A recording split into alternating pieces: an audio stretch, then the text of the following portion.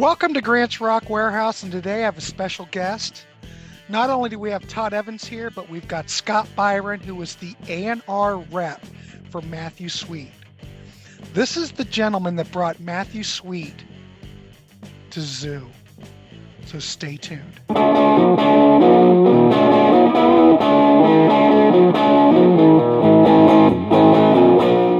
Matthew moves to California at this point, and he built a little studio in his basement that he used to make demos. But because he was in California, my involvement in the day-to-day of what went on was reduced a little bit. And I was okay with that, even though, Matthew was my artist, because I trusted Bud and I trusted Matthew. And I'm not an A&R anymore. I was the sort of A&R person who mostly left the artist to make their record. I was not, like when Steve Ralbowski is listed as the executive producer of Inside, it's because Steve was very involved. Steve helped him find musicians. He helped him find producers. He helped him find studios. I left a lot of this stuff to Matthew. And they found a studio not far from the Zoo offices. And they hired Richard Dashett, who I know you're a big fan of, Todd. Yes. And the thing that, and I'm a fan of too, so I okayed it. I was not involved in the negotiations. I don't know what he cost. Was that Matthew's choice? Yeah. Was Dashett? Okay. But the other thing that you didn't talk about, which is kind of important to the way this record sounds, is the engineer. And we talked about the Jim Rondinelli being the engineer for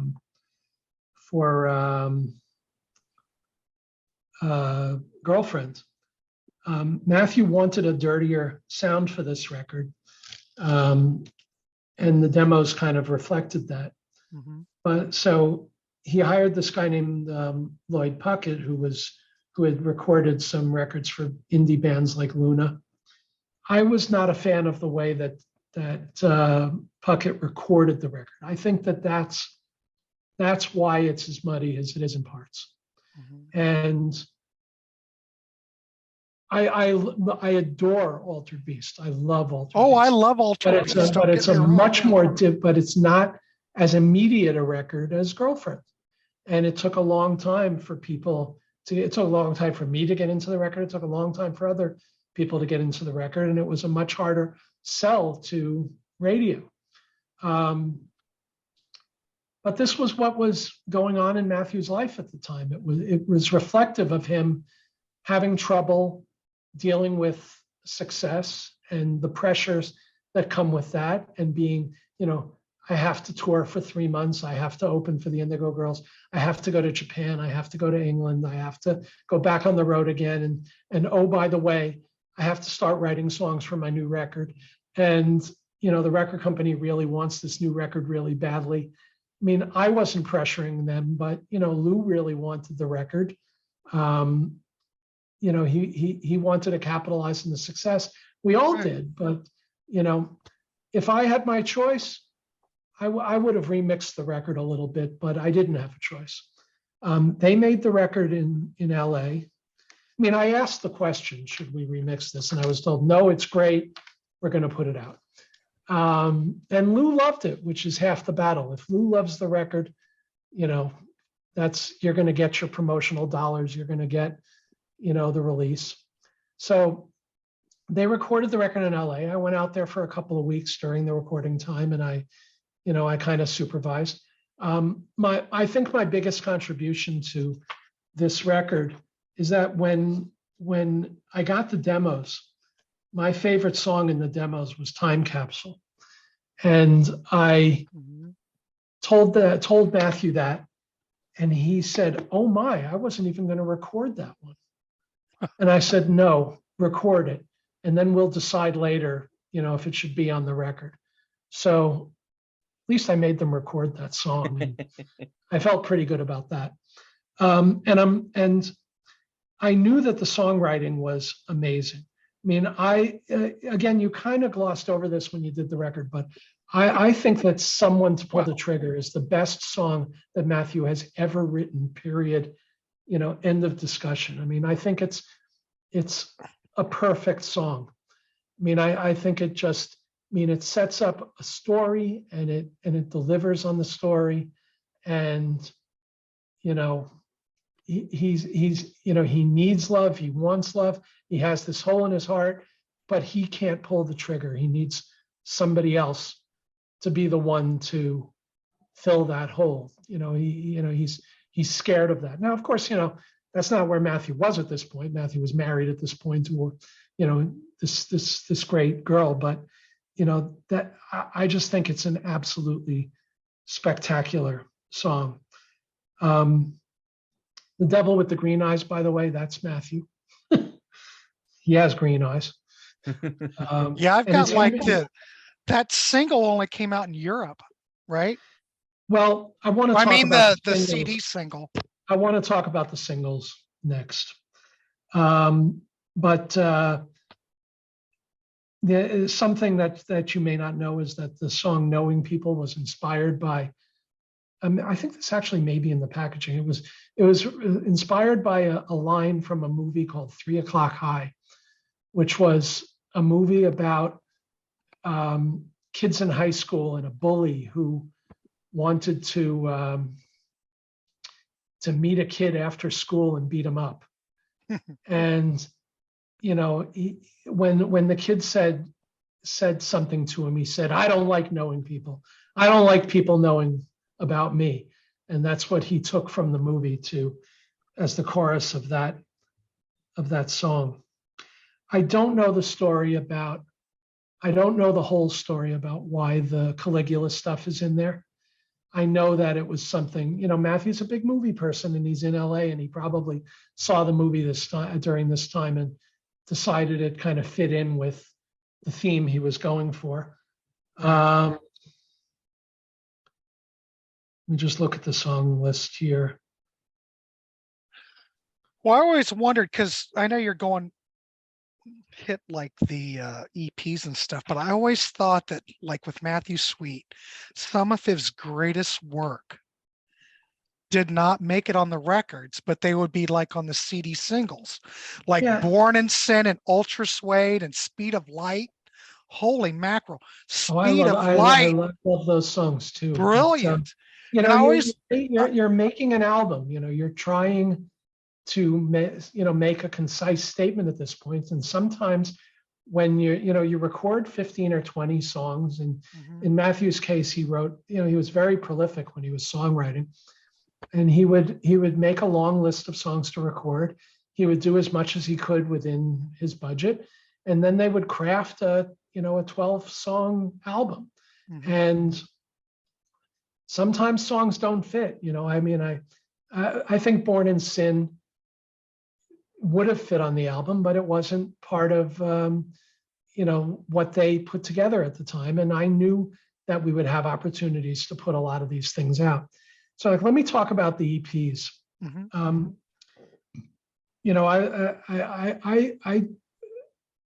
Zoo didn't have a product management department like a lot of the big labels do. At Columbia Records, when you're an A&R person and you finish a record, you have a product manager who takes over the record and creates the marketing plan and takes it from there with your assistance. We didn't have that. So I did that myself. I did the marketing plan for the records that I worked on. I told you about what I did for Girlfriend, and I did something similar for this record. And my intention ultimately was to release 5 of those CD singles that you talked about, all matching the colors in the band. Oh, yeah. Ugly Truth was blue, and Time Capsule was Time blue. Capsule's blue, yeah. Yeah, Ugly Truth was yellow, Evangeline was green, and there were going to be 2 more. That was my intention. And then eventually what I wanted to do was put out a box set of the 5 CD singles, which was something that people were doing at that point. I know Elvis Costello did one, Yeah. 5 CD singles. I Yeah. wanted to do it that way. But basically, the record didn't do as well as everybody was expecting. So we put together those first 2 CD singles. There was still demand for the CD single for Evangeline in Europe, so we did that.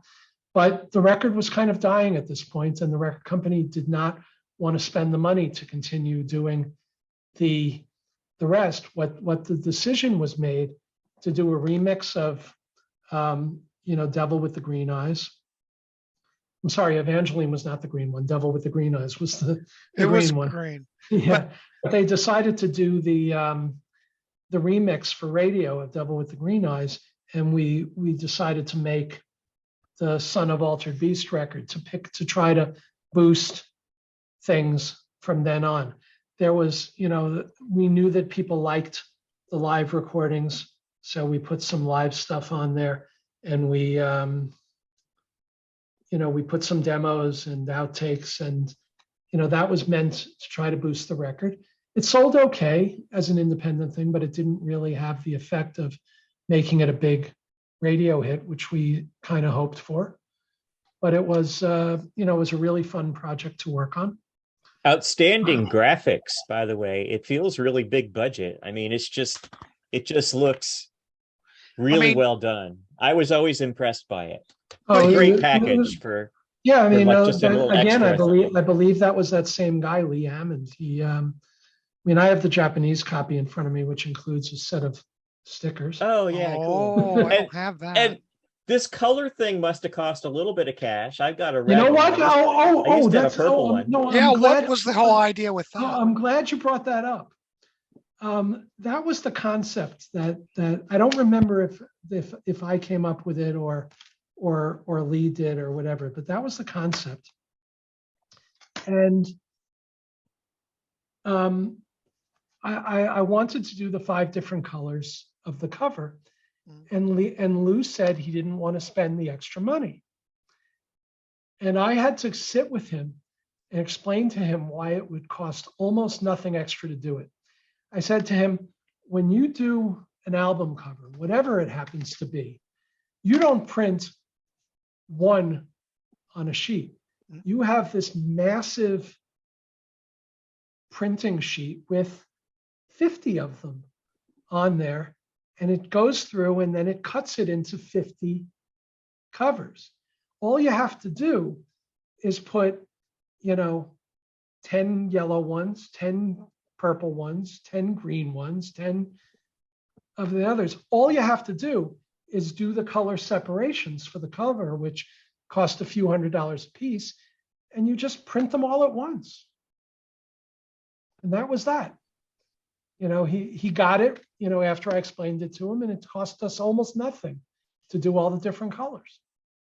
Does that make sense, Todd? Yeah, it does. Yeah, and the Didn't colors cost are great. anything, really. The colors are not the usual colors that you would expect, but they're great. They look great together, and they're unique. They don't look like anything else. Yeah, I had no argument with the packaging. I don't remember the whole. Well, Altered Beast was a title he stole from a video game. Matthew was a video game person in the early days, and he had a stack of cartridges on the floor, and one of them was called Altered Beast. And he was kind of lying on the floor of his house in LA, and he saw that, and he went, that kind of describes where my life is right now. And that's where he pulled the title from. The art department designed, this thing. He has a tattoo of that as well. He also has a tattoo of Lum, the Japanese anime character from I've Been Waiting. But we never got to do the other things. We had plenty of other demos and live recordings that we could have put on the other CD singles if we had been allowed to make them. Some of them ended up on Son of Altered Beast. I don't remember who came up with that title.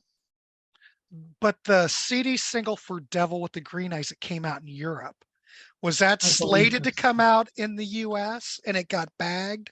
Well, yeah, that was my idea. But if the if the promotion department is not ready to work the record, then there's no reason to release the single. And I don't remember which country, whether it was England or, somewhere, some other country or Germany or whatever that wanted another single, but we had it in the works, so it was very easy to send them the artwork and the tracks. Yeah, I remember back in the day, I was looking for that single. I happened to find it used because you could never find it. And I forget how much it cost me. It was rare. It's like the Good Friend promo. Try to find that back in the day. It was nearly impossible, and it would go for big money. Well, we sent them out to radio and we sent them out to retail, but most of the people that we sent them to, they played it in store a couple of times and then they stole it. Yeah. They took it home, or maybe at the radio station they dumped it onto a cartridge and then they took it home. They knew it was it was something special. We wanted them to think of it as something special, and we wanted to reward them for their support. So then there was a lot of touring around that time. I don't remember all the timing. There was one bad incident that happened at that time that probably hurt the whole project. And that was that finally not finally, but there was demand for Matthew to go to Australia. And they weren't going to bring the whole band over there, but they wanted to bring Matthew over with an acoustic guitar and have him do a whole mess of acoustic shows and media appearances, radio stations and TV appearances. And they booked out probably 2 weeks of performances and appearances for him. And Matthew got to the airport and he freaked out and could not get on the plane. He canceled the whole thing from the airport. And I actually, upstairs in my house, I have a poster from the Australian tour, with all the tour dates as a souvenir of the tour that never was. And, it upset a lot of people within the record company and within the BMG corporate, that Matthew wouldn't go and do this thing. So that was a bad moment during the project. Matthew got some help, somewhere in this place as well because of how bad that was. He went to some therapy, and he was able eventually to get over it. And I think he went to some kind of class to learn how to fly and be a good flyer, and then it worked out okay. He was able to do it later. Now, 100% Fun. The most important decision that was made for that record was, the producer. And I believe that I don't remember if it was Matthew or if it was Russell Carter, his manager, who brought up the idea of recording the record, with Brendan O'Brien at his studio. But it was expensive, Well, he was a hot commodity right then. Yeah, he was the it guy. But we brought it to the powers that be. I'm not going to talk about the terms of the deal, but it was, I think we got a good rate for Brendan, but it was still expensive, and we got approval. And Brendan has his own studio, and Matthew and the band convened at his studio in Atlanta, near where the management company was, or it still is actually. And they made the record there. I got the demos. They were fantastic. We discussed what to record. And Matthew and Brendan basically made the record. I went down there a couple of times and kind of, heard what they were working on, and I was very happy with it. So I left them alone, which is my style. Right. And then, once they had delivered the record, I worked on the marketing plan. Coming out first with Sick of Myself and doing a pretty good video. The company, one of the things that bothered me about the Alter Beast marketing was that I wanted to do something similar to what we did for Girlfriend. I wanted to come out of the box pushing it to alternative radio and alternative commercial radio. And I said to Lou, I don't need 3 months this time. Just give me a month. Let me make these people feel special. Let them get the record started. And then you can go do whatever the hell you want after that.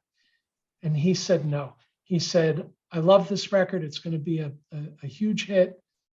And he wanted to come out with it. And so he did. And that was a shame, in my opinion. I think we could have set it up a little bit better.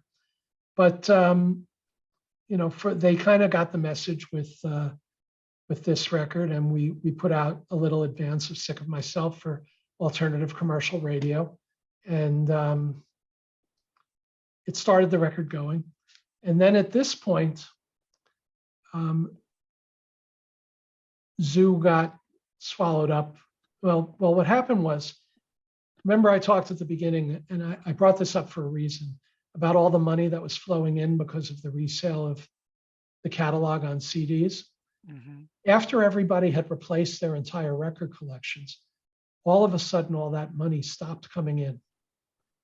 And the record companies were no longer swimming in excess money to invest in new talent.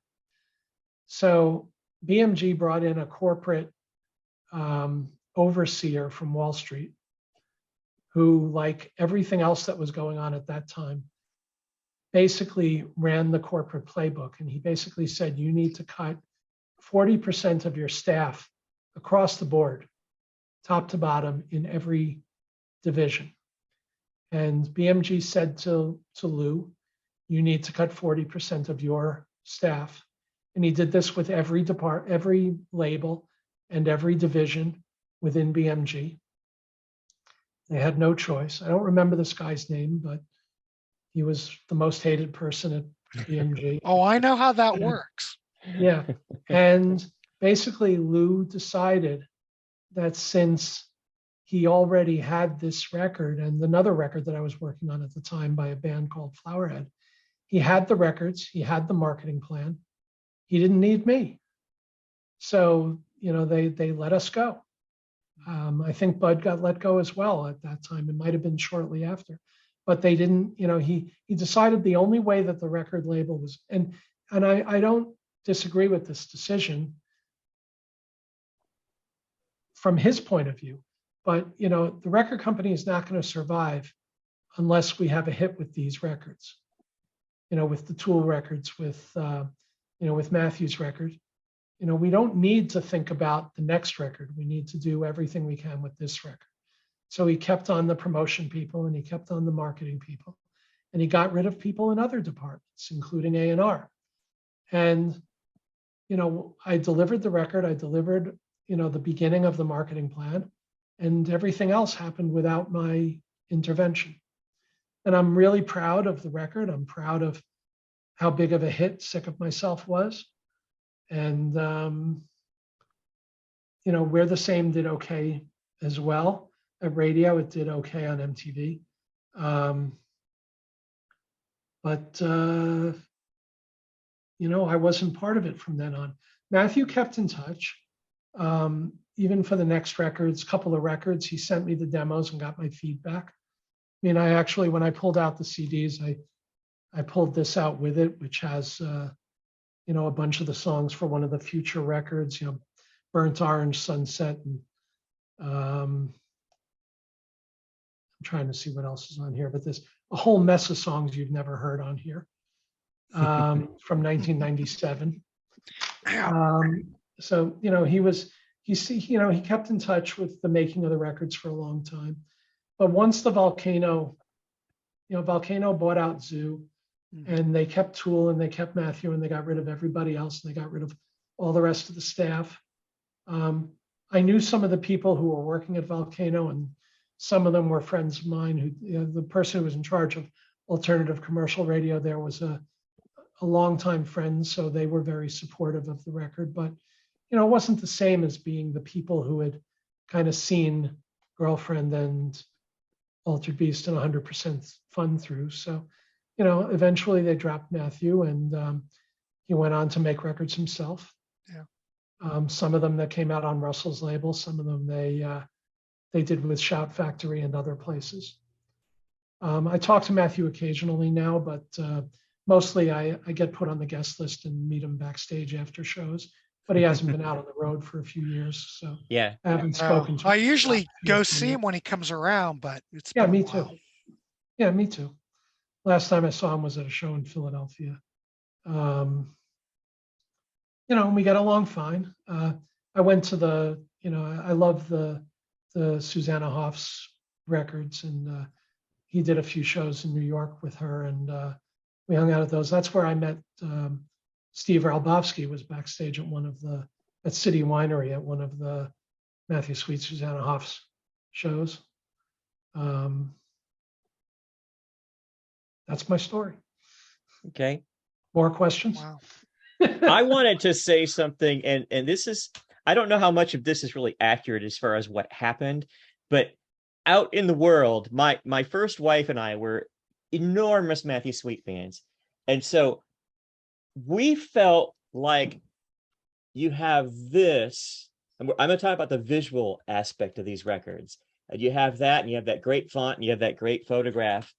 And then, even though it's a Roger Dean title, you have this, and you have this, and we felt when we saw that volcano like logo, and we looked at the back of this record, and we felt something changed. We didn't know what it was. Maybe but the we were art like, department.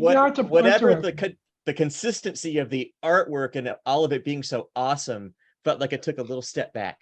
Well, you can tell me, because I don't have Blue Sky on Mars right here, but you can tell me who's listed as the art director on that. But I'm guessing it's not Lee Hammond. I don't think In Reverse looks too bad though. Oh, you know, Matthew. No, it doesn't. Yeah, Matthew was very involved in a lot of the art design on his packages. I mean, it was his idea to approach Roger Dean and get the logo, and that's cool. I really like that. I mean, I'm not. It said from the movie. Blue Sky on Mars is Martin Dean. Okay. Martyn Dean. I don't know him. I don't know. But I'm guessing he works for Volcano, or worked for Volcano, or maybe he was an art director. I will say that In Reverse looks like a very expensive package, and it also seems like a very expensive record to make. So I don't know the answer, but they probably were giving it one more shot. There is one more thing about the last hurrah. Right. There is one more thing that I want to say about 100% Fun. Mm-hmm. The Japanese bonus tracks. Yes. They are listed wrong. The bonus tracks are listed as Sense of Adventure and Slowly. Yep. Slowly is not the song that's on the CD. Slowly is a different song. I wanted Slowly to be the song, but whoever sent the master to Japan for the Japanese pressing sent them the wrong song. So the initial Japanese pressing is of a different song, which was intended to be on a future CD single. And I'm trying to, maybe it's Get Older. No, the Get Older is on the record. I'm trying to remember now. I'm gonna look and see, because I've burned it. You know, let me look. Because I put it on iTunes. Let me see if it says. And when I got the Japanese CD and I played it, I was like, oh God, you know, what happened here? But they actually made a mistake when they sent the master over to Japan for the Japanese pressing. Grant, do you have that? Do you have that Japanese CD? I do. Because I don't have it. I've got one. Sleeve. Yeah. It's got an anime booklet. Oh, okay. Nice. Yeah, with cartoons and everything. Mine says Slowly and Speed Racer. No, that might have been on a later. Well, I don't know which one I've got. The one I've got's got Speed Racer on it. That's weird. Well, I don't think Speed Racer was on CD. And you can clarify it in a future episode, or Yeah, I'll have to play it again. I haven't played it for a while. yeah, me too. But there was a mistake on the Japanese CD, which always bothered me. And I think they corrected it in some kind of reissue later on. Heck, But, now I'm going to have to go get mine. Hold on. You guys talk. you gonna play it for us? Yeah, I can't tell you how much I've enjoyed this. It's really great to get those holes filled in. So Let thank me. you very much for that. I'm pulling up Discogs now to Okay. see if anybody got 100% fun right. If I don't go get it, it's going to drive me crazy. You're gonna play it? No, I'm just looking at it.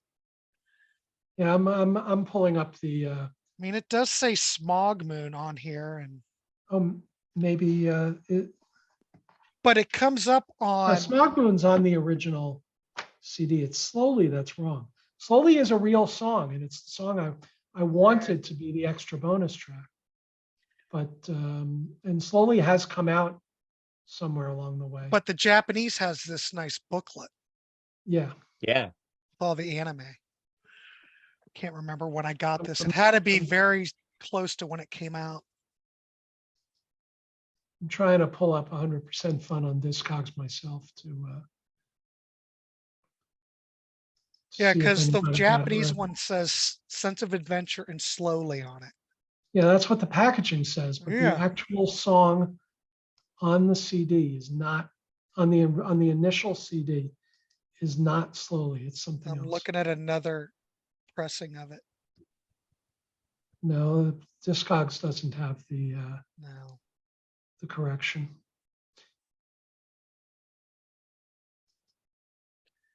Well, the Super Audio CD, what does it have? It's got Oh, it's got a a song- lot of okay. bonus tracks. It's Okay. got Sense of Adventure, Slowly, Breaks My Heart, Walk Out, Never Said Right, that's Goodbye. the song that's that's on the initial CD is actually a song called You. Yeah, it's on the YOU. Super Audio CD. One of the releases on Oh my God. Discogs has it there. BVCP 801 has it there. The limited edition. The Super Audio, see, now it's out of print from, oh, this is a sealed copy on Discogs. They want to, Intervention, it's out of print now. They want $132 on Discogs for it. The Intervention Super 100% Audio fun CD of CD? it. Yeah. Wow. There's only one on there. Well, I have one. Good for me. I Yay. bought it like everybody else. I've got all the other ones. I don't have that one, but I do have this. So that's cool, you know. Oh, I completely agree. So yeah, the initial releases of the Japanese one, the song is listed as Slowly, but the actual song is You, and it was the intention was for it to be Slowly the truth unfolds.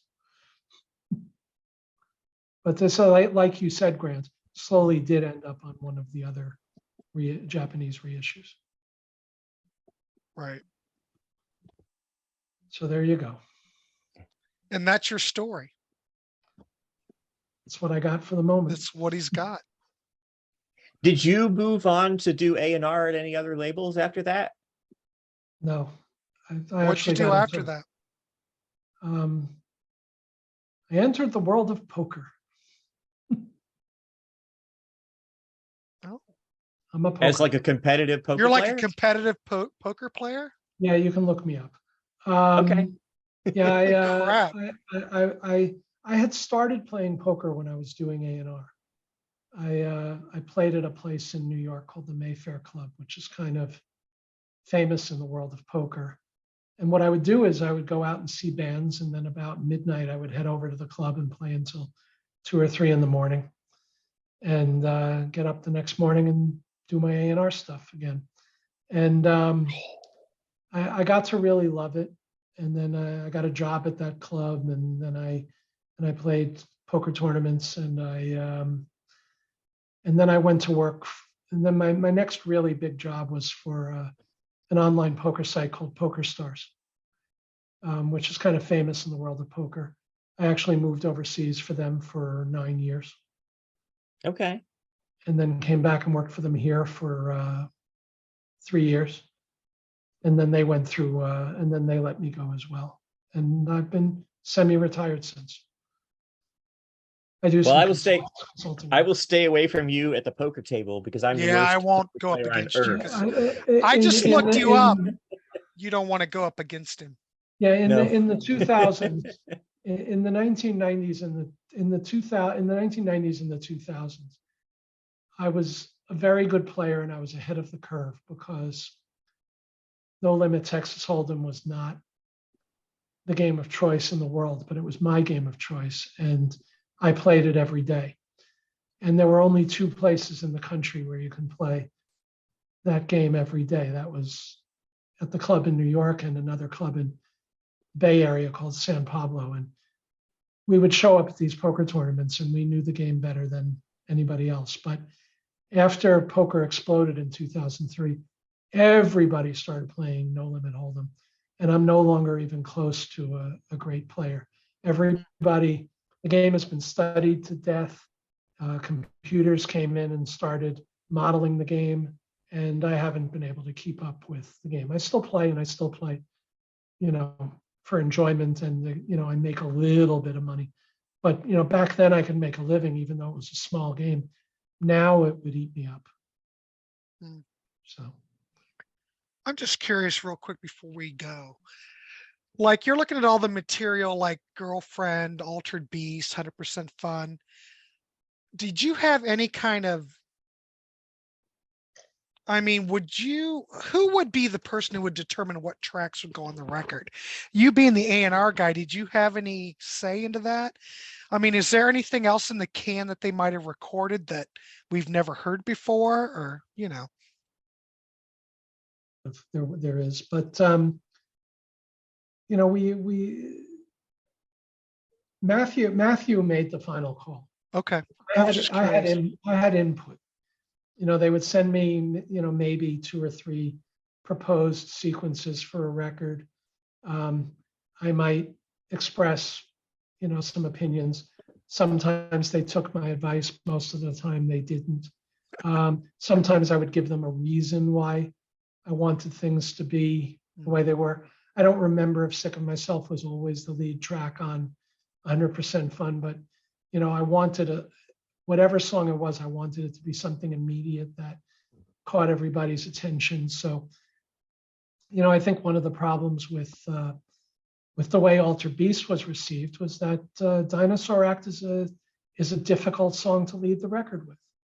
It's not a song that it's probably not what I would have led with, but Yeah, but Matthew was in charge, and Richard, and they made the final call, and Bud probably had more say than I did at that point because he was in Los Angeles. But yeah, they sent me sequences and they sent me the extra tracks, and maybe I would have pushed to get a song on here and there. I don't have any particular stories, but I loved having extra tracks to put on the CD singles and the radio stuff and the Japanese. Yeah, I loved all that stuff. That, to me, that was part of the fun of being his A&R person was having these things. And there are tons of demos that were never recorded in the studio that that I'm sure his manager has.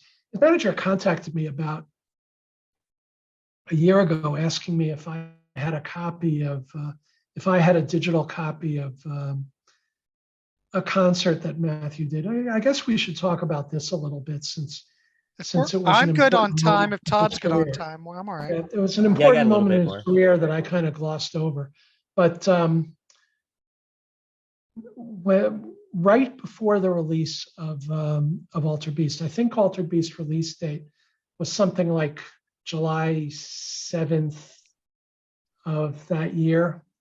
I guess it was 84. It was 94, like around July 7th. Yeah, right before the release of the record, Matthew did 2 really huge radio promotion things to kind of launch the record.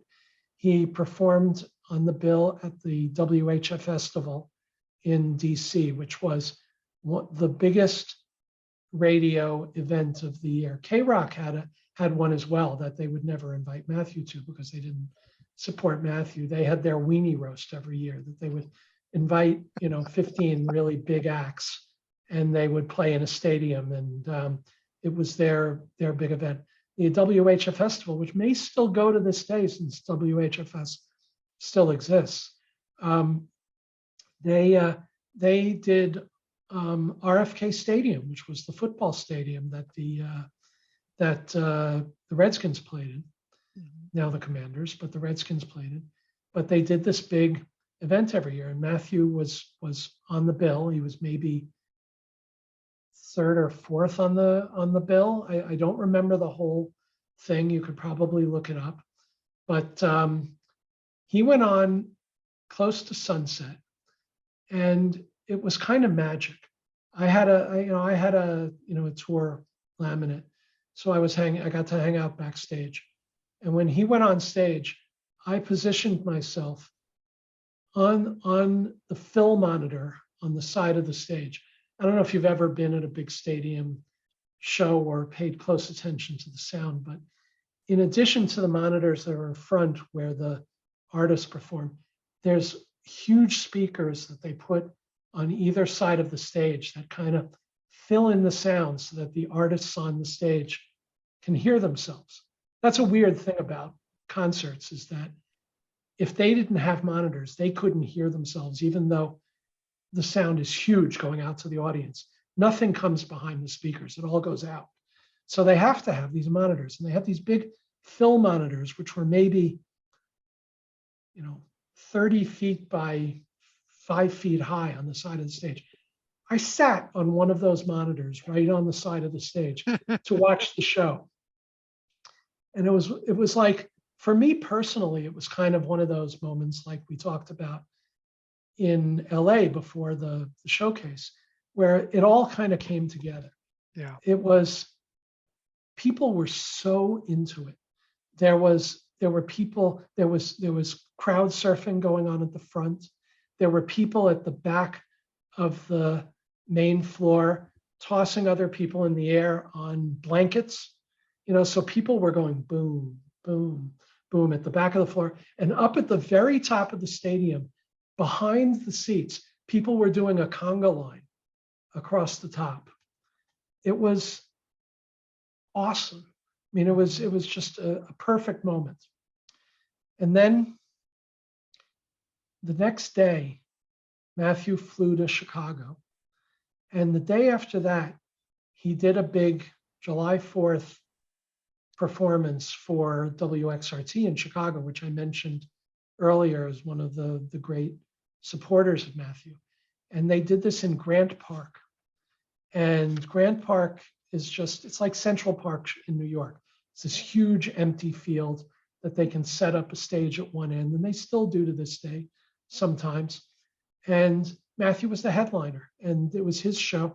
I don't remember who opened the show, but it drew like 100,000 people. And this was before the album had come out. I think The Ugly Truth had been released as a single, and XRT was playing it. And it was an awesome time. And they broadcast it on XRT. And it was actually bootlegged. I was going to say, I think there's a bootleg of that. I was just about to say, Yeah. I think I want to look for that.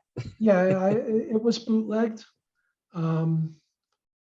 There were a whole bunch of bootlegs at this time, because bootlegs were big, and Matthew was big. I have a couple of them here.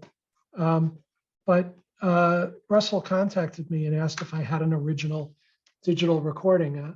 I don't know why he was asking, because maybe they were maybe they're planning some kind of reissue, and they're looking for a bonus or something. But I went and found all my DATs, and he didn't tell me why he was asking. I asked him why, and he didn't respond.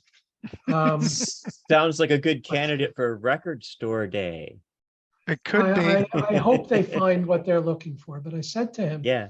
I don't have, the only digital copy I have is the bootleg CD, and if you want that, I have it. But he he never got back to me. These were bootlegs. I've that came got out. those. But one of the things one of the reasons I brought them up is that there are so many mistakes in the song titles, and I actually back then I put Post-it notes on, correcting the song titles. There's Ultra Suede they do is 2 words. There's a song that they call Money, which is actually called Marnie. Oh, for God's sakes, I gotta A write song this called down. Wait and See, which is actually called Open Eyes. These are among the demos that I had. There's a song called that they call So Blue, which is finally so blue. The other one has Speed of Light on it, but they called it Long Way to Go. Finding Out is on here, but they called it Put It Together. Wolverine is on here. They called it You're Mean. And but I must say that boot sounds really good, though. Yeah, I mean, but he did good demos. And there's another demo, which that's super. That's is that the super deform? So what is that called one? Semi-Sweet. Yeah, I don't have that. I know there's Earth demos too that have circulated, but I haven't heard those either. I don't have those. I bet the Earth demos, Todd, are probably better than the actual release. Because that's where there's an Earth demo of Divine Intervention. Because I was talking to you about interesting. That. I wonder if and someone to pull the trigger is on here. Oh no, they only have the two BBC songs. They don't have the other 2. I thought maybe the other 2 were on here, but they're not. I don't know where those tracks are. Somewhere. I've got them somewhere. I just but I don't have a DAT player anymore. So even if I found the DAT, I can't play it. I probably have a cassette. I've got boxes and boxes of archives, but someday I'll sort through them all.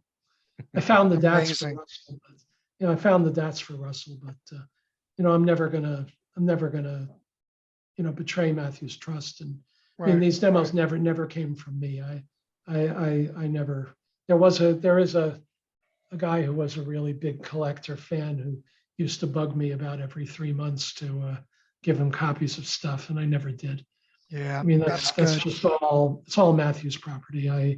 And I'm guessing that the stuff that leaked out came from musicians that ended up playing on the record or stuff like that. People will make. I never made any copies, but people get them and they make one copy and say, I don't want you to copy this for anyone. Right. They make one copy and they make one copy. And then all of a sudden, everybody's got a copy.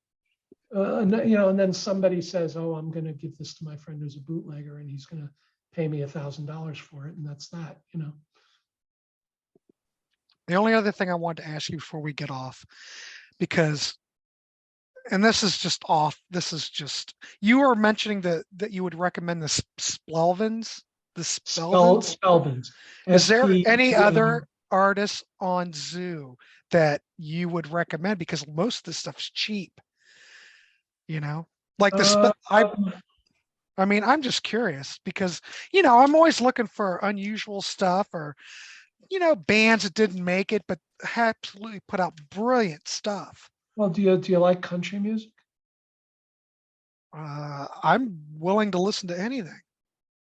Yeah, that we put out a record by a guy named Billy Joe Shaver, who was one of the original Outlaws. He died recently, actually. Yeah.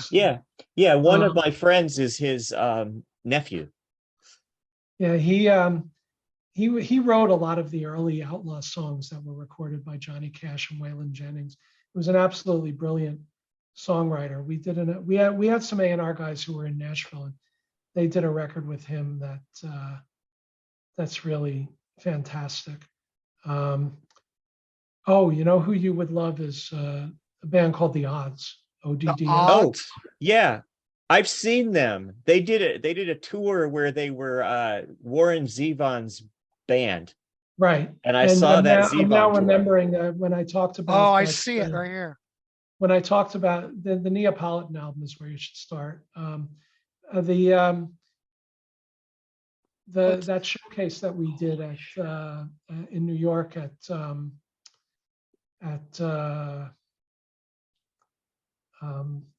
the original Wetlands. They were one of the bands on the bill. I had forgotten about that. I mean, Sunnyland. I'm looking at Zoo on Discogs now. Sonny Landreth. We did an album called Outward Bound. He is maybe the finest slide guitar player in the world. I just ordered the odds. It was 99 cents. Okay. Yeah, it didn't do very well, but yeah, but this is awesome. Actually. They still exist. They're a Canadian band. I mean, obviously, Tool is. If you like hard rock, they're brilliant. The Shaver album we have was called Tramp on Your Street. We did a couple of Sonny Landreth records. We did a pretty good Killing Joke record. I remember that. Joke.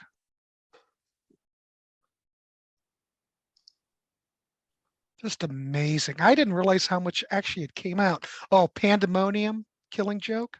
Yeah, it's pretty. It didn't do very well, but it's a pretty good record.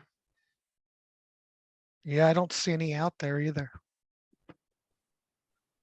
Well, they're actually they have a hardcore following. They still do things occasionally. There are none available. They've done Record Store Day releases and stuff. The Pooh Sticks. Oh, Yeah, the I Pooh remember Sticks. them. We did Yep. the Pooh Sticks, the Great White Wonder. Good record. Yeah, a great record. Oh my God, you're causing me to spend money. Not very much money, but well, I love it because there's stuff that I want to get turned on to that I would never ever Yeah. hear. I mean, I told you about the other band I worked with was called Flowerhead. They're Yeah, I more just Yeah. saw it. they're more of Yeah. a Pearl Jam kind of band. The Pooh Sticks. What's the record? The Pooh Sticks. Oh, Million Seller. The Great White Wonder, and Million Seller. They're both great records. They were, a band that they were sort of out of the indie world, but they had lofty ambitions. They made, big pop music. Yeah, I see it. I love that. That's what I really like. Oh, Yeah. there's 9 available, 99 cents. Yeah, Flowerhead you can get for cheap. Well, the one for 99 cents is the sleeves in poor condition. I want to tell you another Matthew Sweet story.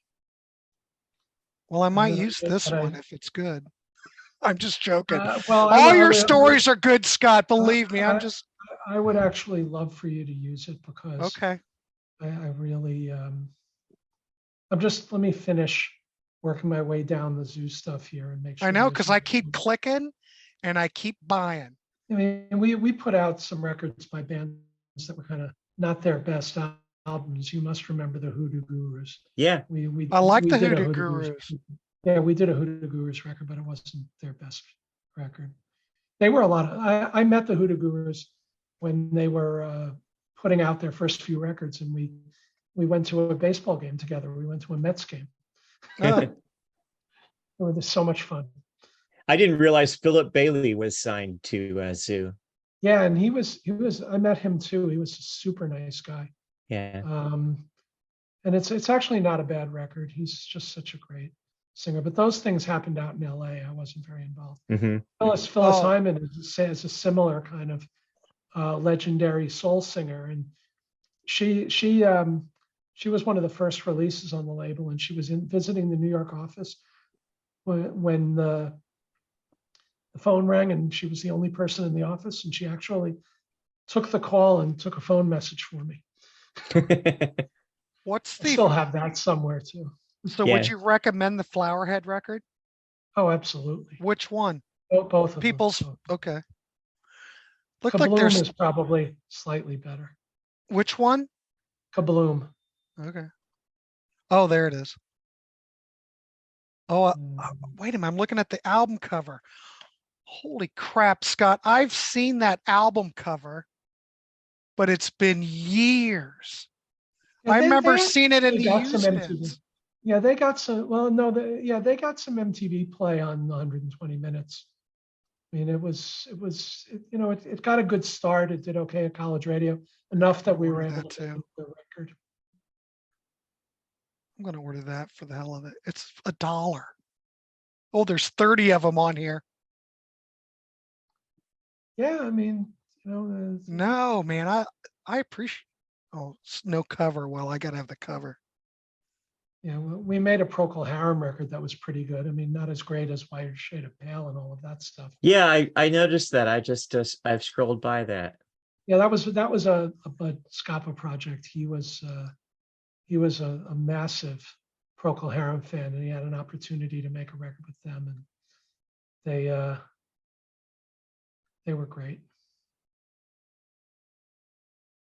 Some of these say they're from China. I I'm don't like the way almost to that the end. sounds. What's that? No, some of these you got to watch out where you're buying stuff from Discogs. Here's one. You have to go down on the list. Here's one that's a USA one that's fine. Yeah, I've gotten very good at sorting those pages. Oh, I was a love it. big fan of a band we worked with called Love Jones that never really went anywhere. I They remember actually that. I they don't played remember at- them. They played at Lou Malia's wedding. They were kind of a almost a swing band, like guys in suits with horns and Yeah. they were so much fun. And they actually did who was a big fan of theirs was one of the late night TV people. I'm trying to remember who it was. It might have been Jimmy Fallon. And he convinced them, it was either Jimmy Fallon or Seth Meyers was a fan of theirs and convinced them about 3 years ago to get back together and play on their show. Okay. And you can find the videos out there. And Yeah, they did a show on at a small club in New York to warm up for their TV appearance. And when I walked up and I said hello afterwards, they remembered me, and it was a very nice night. Oh, I see what I'm seeing. Oh, that says Johnny Guitar Watson. That must be a different thing.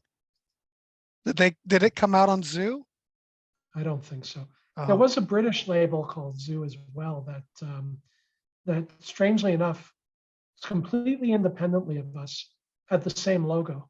One of those weird synchronicity things. you guys did Green Yep. Jelly too, or Green Jello. Oh, they were so much fun. Really?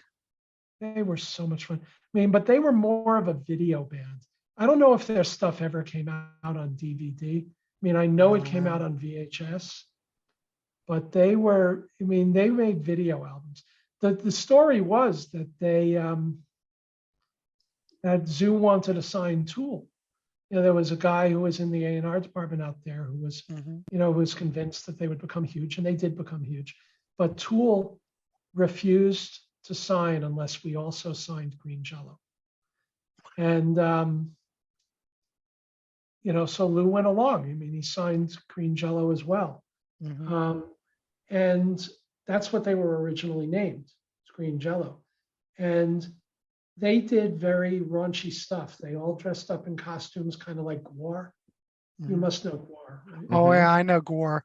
Okay, so they had costumes, and they had this girl who was their singer, who was very sexy, who had eyeball breasts. And somewhere I have an Instamatic SX70 photograph of me with her with the eyeball. The eyeball boobs. Yeah. And they were a blast. But they did video records, and they made these incredible videos, and the people who did them were responsible for those awesome early Tool videos. I don't know if you've ever seen those, but they are so intense. But the Green Jello stuff was completely for fun.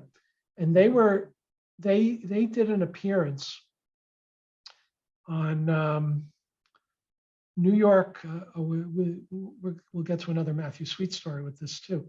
They did an appearance on a cable TV show done by a porn publisher. I'm trying to remember his name, but he was maybe one of the publishers of Hustler. Not the guy. Not Larry Flint. No, not Larry Flint. It was a porn publisher in New York, but he had a public access cable show, and he had Green Jello on their show. And the lawyers and it was Jello with umlauts over the O. Yeah. And the lawyers who, for the corporation that owns the company that put out Jello pudding and Jello gelatin, was watching the show. And that's how they found out that there was a band out there called Green Jello. And they sent the company a cease and desist order. And that's why we had to reissue the album and retitle it Green Jelly. I remember that. But I didn't know that was the story. I knew it happened. That's the story. I have a gold record up there for Green Jelly. I have a platinum Tool record over there. I have Matthew Sweet gold record plaque for Girlfriend and 100% Fun. And the rest of my gold records are from when I was at CMJ.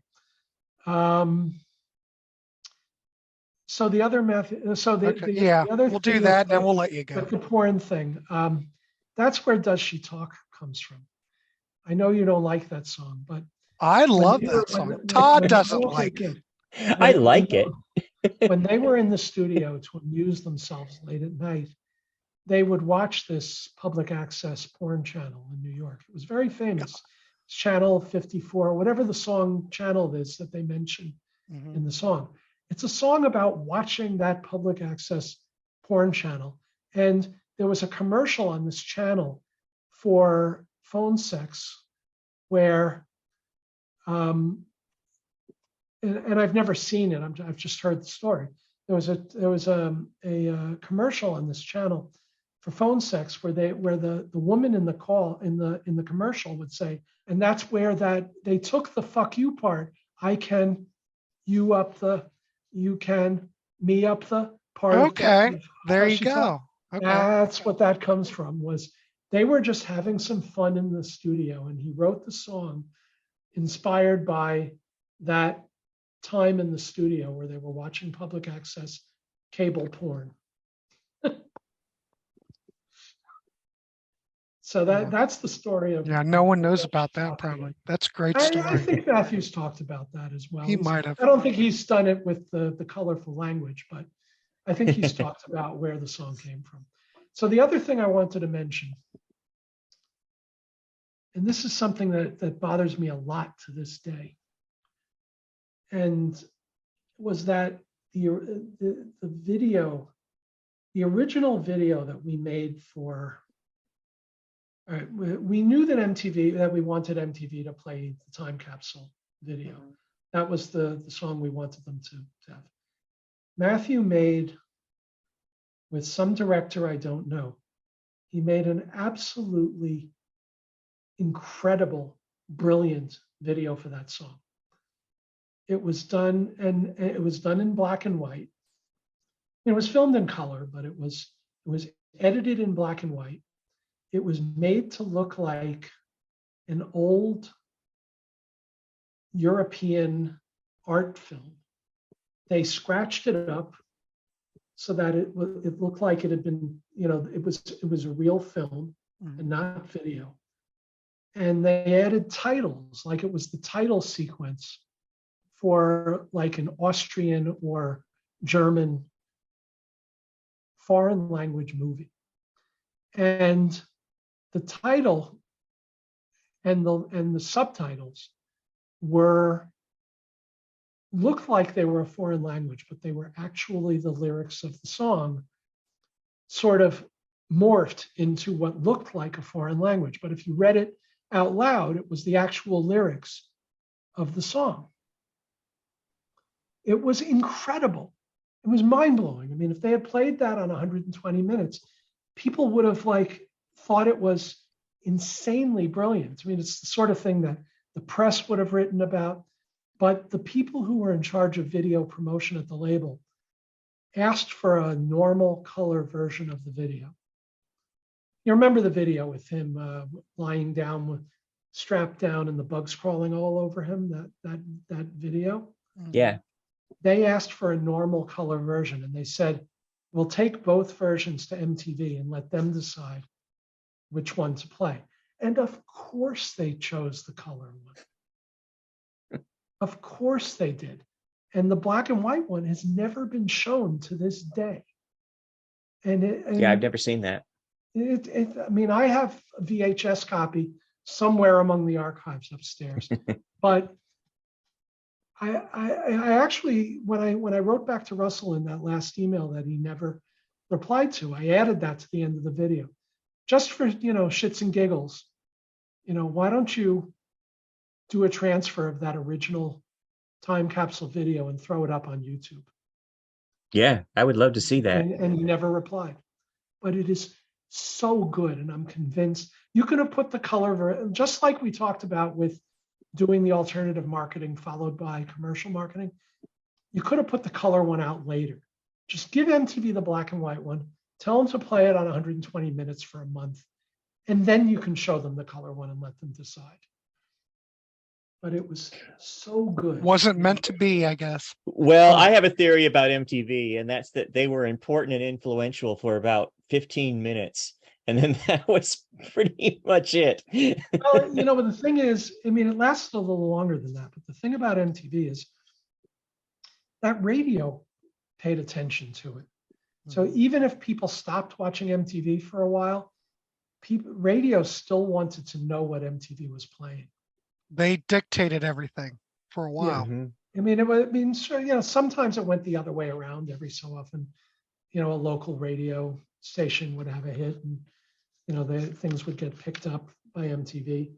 But and when Altered Beast came out, MTV still mattered, and MTV was the reason that Sick of Myself became a hit. That was a great video, and MTV played the hell out of it. Radio picked up on it, and the touring was great, and the press on that record was fantastic. It all came together really nicely, and like I said, it went gold.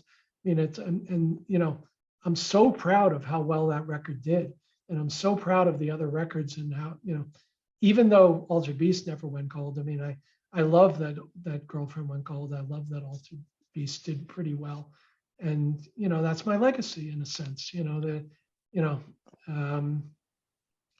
And I love that Matthew can still record and perform to this day. For him, that's always what mattered. Being a success didn't matter to Matthew. It's what really mattered to him and still matters to him to this day is being able to continue to make music. And that's the part that matters to him. Yeah, I get it. All right, you can wrap it up now. Scott Byron, what can I say? You've got some stories. And I hope it's what you wanted. It's beautiful. I really Absolutely. appreciate you coming on and talking with us and putting some things straight. And I mean, Todd and I can talk Matthew Sweet all the time, but to have you here is a real special moment for us. And I want to thank you so much for reaching out to me. And I mean, I love it. I don't know. I'm all giddy. But Scott, it's my pleasure. I'm glad so to talk about this stuff. It's long in the past, but you set the record straight. Well, Todd and I are still promoting and still carrying the torch for Matthew to some degree. Well, I mean, that's why I reached out to you guys. I like it. Mm-hmm. I mean, he made a big impact. Like I said, when I first heard him, it was one of those moments. I think it was Evangeline or I don't know, but everything opened up, like the sky parted, the water totally changed my life. I've only had so many of those moments, but when I heard his work, it's just like, holy shit. And the fact that A&M would sit on that, or I know there were other issues, but if they didn't hear how great that was, I just don't get it. I think they knew. They just didn't have the the behind the scenes things that are necessary. It's not just put it into place. Yeah. It's not just how good the record is. That's not all that matters. It's whether you can do right by the record.